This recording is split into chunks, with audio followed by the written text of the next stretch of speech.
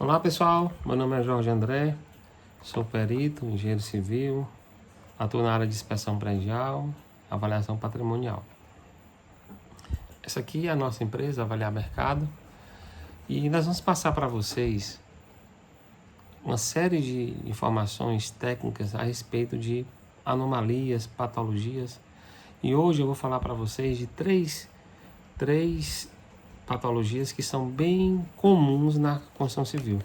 E eu vou indicar esse livro, que é um livro de inspeção predial,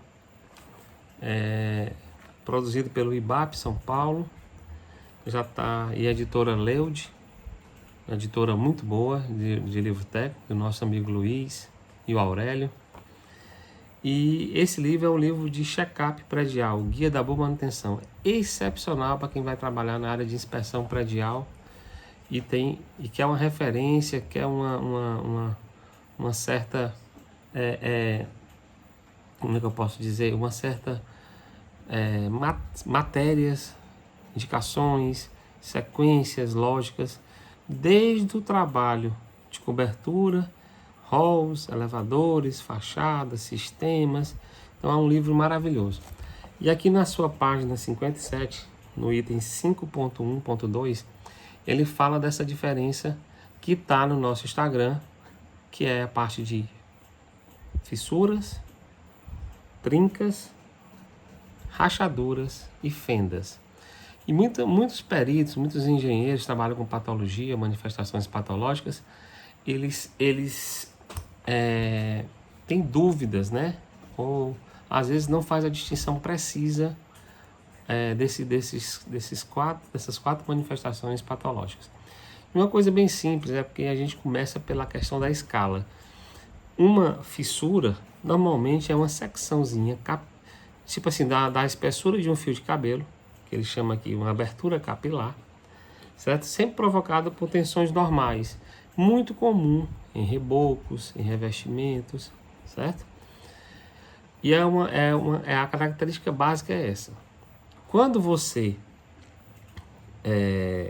tenta classificar essas fissuras, as normas, né, as orientações técnicas dizem que essas fissuras elas podem ser ativas e elas podem ser passivas. A passividade de uma fissura é quando ela está permanentemente aberta, certo? A abertura é constante. O contrário, ela é uma fissura ativa. No caso das trincas, as trincas elas já têm uma dimensão normativa de 0,5 milímetros até 1 milímetro.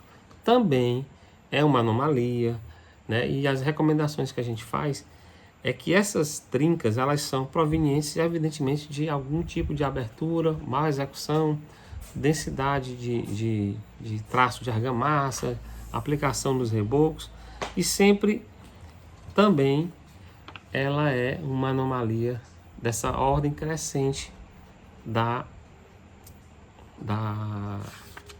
fissura.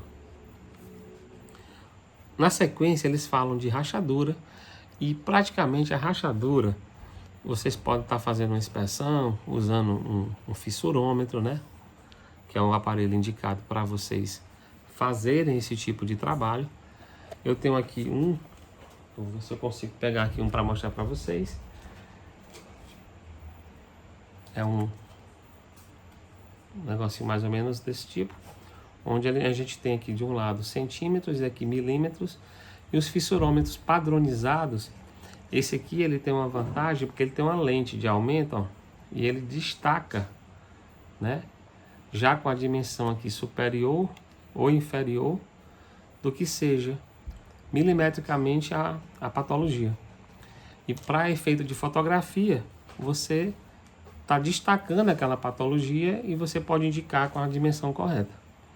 A rachadura normalmente é uma abertura mais expressiva e está variando normativamente de 1 milímetro a 1,5 milímetro, certo?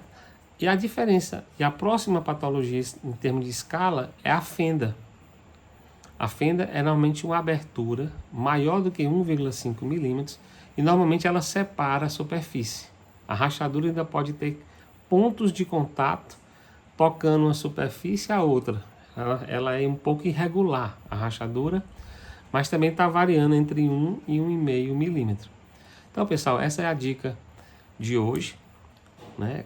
Sobre quem está trabalhando com patologias, né? Manifestações patológicas. E normalmente essas aberturas, essas rachaduras, essas fissuras, né? Elas são originadas em vigas, em paredes, alvenaria, certo? Sempre é bom você observar a origem dessa fissura e normalmente pesquisar, estudar quais são os maiores percentuais de erro que levaram à origem dessa patologia. Porque o seu caso específico pode estar dentro da estatística e você já ganha tempo, certo? E depois também vocês podem estudar como medir, né? Como utilizar algum tipo de metodologia para mensurar se está havendo a trabalhabilidade dessa patologia. É muito usual a gente fazer isso hoje, vocês que estão começando na área de perícia, usar, né? No caso, a gente manda fazer um selinho de gesso, você pode dar com aquele moldezinho de gesso, faz um selinho redondo e você bota como se fosse uma massa de modelar naquela fissura, naquela rachadura, espera 2, 3 dias e vai lá no local, uma semana, ver se esse gesso ele trabalhou, né? Se ele rompeu. É uma prova de medir a fissura ou rachadura. Muita gente também usa uma plaquetinha de vidro colando nessa superfície né, nesse limite onde há a tensão, coloca uma plaquetinha de vidro. Também é muito utilizado para se medir se tem trabalhabilidade, né, se tem desgaste nessa área que você está medindo, está fazendo a verificação da patologia. A gente chama de limite da lesão, né? Limite do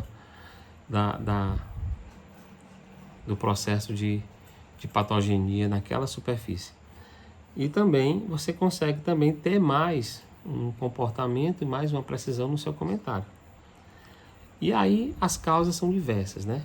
Aqui nesse livro ele fala aqui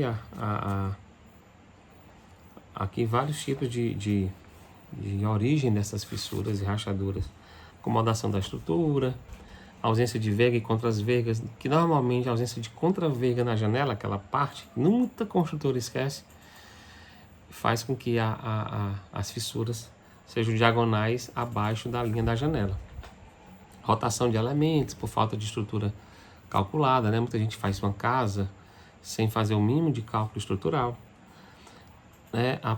Uma coisa muito grave que acontece normalmente, acidentes seríssimos, é o escorregamento do solo, parte de erosão, recalques diferenciais, né, cisalhamentos e fadigas.